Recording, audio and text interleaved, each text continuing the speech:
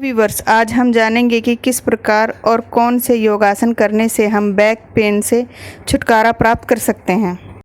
तो प्लीज़ आप मेरे वीडियो को लाइक, सब्सक्राइब और शेयर करें। तो आइए जान लेते हैं कि कौन कौन से योगासन करने से हम बैक पेन से छुटकारा पा सकते हैं और उनके करने के तरीके क्या हैं। Back pain relief yoga. कमर दर्द की समस्या से लगभग आज हर दूसरा व्यक्ति परेशान है। इसके पीछे मुख्य वजह है हमारी गलत लाइफस्टाइल। दिन भर बैठे रहने की हमारी आदत हमें कमर दर्द का मरीज़ बना रही है। आज हम आपको कुछ योग आसन बताने जा रहे हैं जो कमर दर्द से छुटकारा दिला सकते हैं। सर्दियों में ज़्यादातर महिलाओं को ही नहीं, पुरुषों को भी कमर दर्द की समस्या का सामना करना पड़ता है। हालांकि सर्दियों के अलावा भी कई लोग इस समस्या से परेशान रहते हैं, क्योंकि कमर दर्द अक्सर बढ़ती उम्र के साथ होने वाली एक आम समस्या है। आज की भागदौड़ भरी लाइफस्टाइल में खुद के लिए सोचने समझने का समय ही नहीं मिल पाता। ऐसे में शरीर के कई हिस्से कुछ ज़्यादा ही प्रभावित हो जाते हैं। इनमें सबसे ज़्यादा दबाव पड़ता है हमारी कमर पर।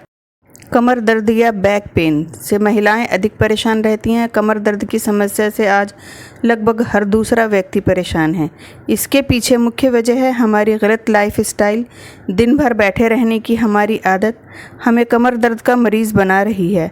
आज हम आपको कुछ ऐसे ही योगासन के बारे में बताने जा रहे हैं जो कमर दर्द से छुटकारा दिला सकते हैं।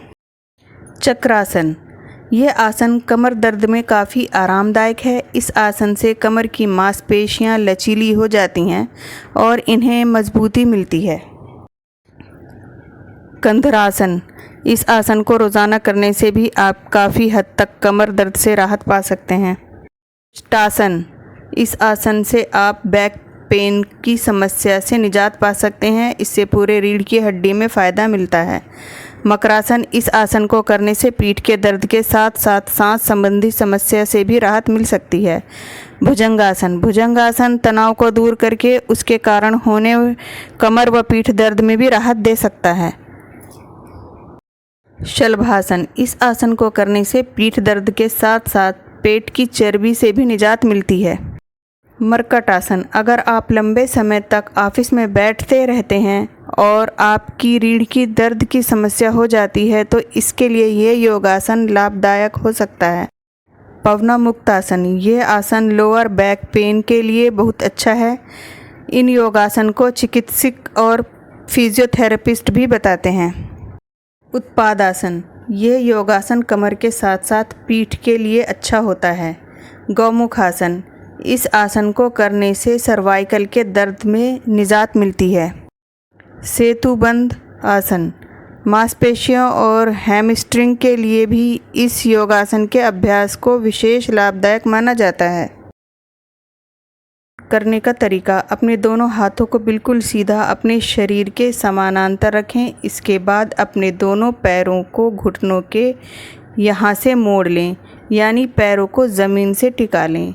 उसके बाद दोनों हाथों से दोनों पैरों की एड़ी के थोड़े ऊपर साइड पकड़ें। यह कंधरासन की प्रथम स्थिति होती है। सांस को सामान्य रख के अपने शरीर को आराम दें। चक्रासन करने का तरीका। हाथों को कंधों के पास मोड़ कर लाएं और हथेलियों को ज़मीन पर रखें। उंगलियों की दिशा पैर की तरफ रखें। सांस लें और सांस छोड़ते हुए शरीर को आगे के हिस्से से ऊपर की ओर उठाएं तथा सिर को मैट पर रखें। अब सांस भरें और सिर को भी ऊपर उठाएं। उष्ट्रासन करने की विधि। इस स्थिति में एड़ियां ऊपर की तरफ होनी चाहिए। फिर कमर से पीछे की तरफ झुकें और दोनों हाथों से एड़ियां पकड़ने की कोशिश करें। गर्दन को भी पीछे की तरफ कर लें और उसमें खिंचाव महसूस करें। इस मुद्रा में रहकर 5 से 6 बार सांस लें और फिर आराम से सीधे हो जाएं। मकरासन करने का तरीका। इस आसन को किसी खुली जगह करना चाहिए। सबसे पहले एक चटाई बिछाकर पेट के बल लेट जाएं। अब अपनी दोनों कोहनियों को ज़मीन पर रखिए। इसके बाद बिना कोहनियाँ उठाए आराम से सिर और कंधों को ऊपर की ओर उठाएं। अब अपनी हथेलियों पर अपनी ठुड्डी को रख दें। भुजंगासन योग को करने के लिए सबसे पहले ज़मीन पर लेट जाएं और अपनी हथेलियों को फर्श पर कंधे की चौड़ाई से अलग रखें। अपने निचले शरीर को ज़मीन पर रखते हुए श्वास लें और अपनी छाती को फर्श से उठाते हुए छत की ओर देखें। सांस छोड़ते हुए अपने शरीर को फर्श पर दोबारा लेकर आएं। इस प्रक्रिया को अपनी सामर्थ्य अनुसार दोहराएं। पवन मुक्त आसन। पवन मुक्त आसन पीठ के निचले हिस्से की मांसपेशियों को मजबूत करता है और रीढ़ की हड्डी में लचक बढ़ाता है। ये पेट और पाचक अंगों की मालिश करता है और इसलिए पेट में गैस और कब्ज़ को हटाने में भी बहुत प्रभावी है। यह श्रोणि की मांसपेशियों और प्रजनन अंगों की मालिश करके यह नापुंसकता, बांझपन और मासिक धर्म की समस्याओं के उपाय में भी उपयोगी है। करने का तरीका। अपनी पीठ के बल सीधा ज़मीन पर लेट जाएं। श्वास छोड़ते हुए दोनों घुटनों को मोड़ें और जांघों को छाती की तरफ लाएं। घुटनों के ठीक नीचे दोनों हाथों की उंगलियों को एक दूसरे के साथ पकड़ लें। गहरा श्वास लेकर छोड़ें। सिर और कंधों को ऊपर उठाएं और घुटनों के बीच के स्थान में नाक लगाने का प्रयास करें। कुछ सेकंड के लिए इस स्थिति में श्वास लें और छोड़ें। धीरे धीरे कंधों और पैरों को वापस शुरुआती मुद्रा में ले आएं। यह 3 से 4 बार करें। गौमुख आसन। जांघों, कूल्हों, ऊपरी पीठ, ऊपरी बांह और कंधों के मांसपेशियों को मजबूत बनाता है। विश्राम करने के लिए गौमुख आसन एक उत्कृष्ट आसन है। यदि 10 मिनट या अधिक के लिए आप इसका अभ्यास करें तो ये थकान, तनाव और चिंता को कम करेगा। ध्यान रहे कि अभ्यास की अवधि धीरे धीरे ही बढ़ाई जाए। यह गुर्दों को उत्तेजित करता है और दीर्घ आयु में मधुमेह की शुरुआत होने की संभावना कम करता है।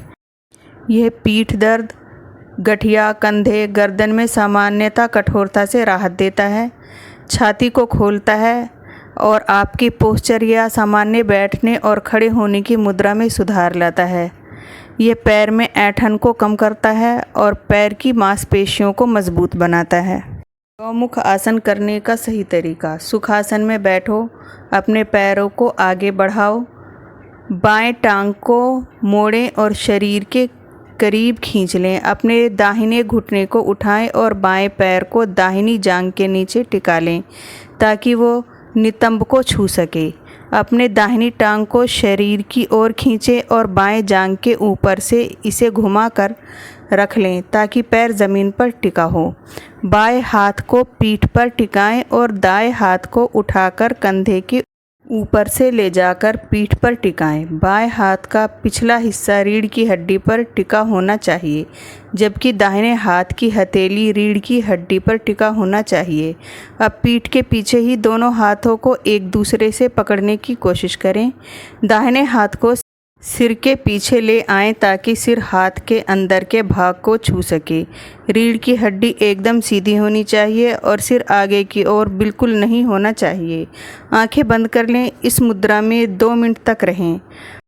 आसन से बाहर निकलने के लिए हाथों को खोलें, टांगों को सीधा कर लें और दूसरी तरफ दोहराएं। हस्तपादासन। ये रीढ़ की हड्डी को लचीला बनाता है, पीठ की मांसपेशियों को भी मजबूत बनाता है, लचीलापन बढ़ाता है और पीठ दर्द से राहत दिलाने में मदद कर सकता है। तो अगर आप योग अभ्यास करने जा रहे हैं तो किसी अच्छे योग गुरु या प्रशिक्षक के देख रेख में ही योग अभ्यास का आरंभ करें। यदि किसी रोग से ग्रस्त हैं तो अपने डॉक्टर से परामर्श ज़रूर लें। तो व्यूअर्स, आपको मेरा ये वीडियो अच्छा लगा तो आप प्लीज़ इसे लाइक, सब्सक्राइब और शेयर करें, क्योंकि आपकी इसी सपोर्ट से मुझे और अच्छे वीडियो बनाने की प्रेरणा मिलती है। और इसी प्रकार की जानकारी भरी वीडियो देखने के लिए मेरे चैनल से जुड़े रहें। धन्यवाद।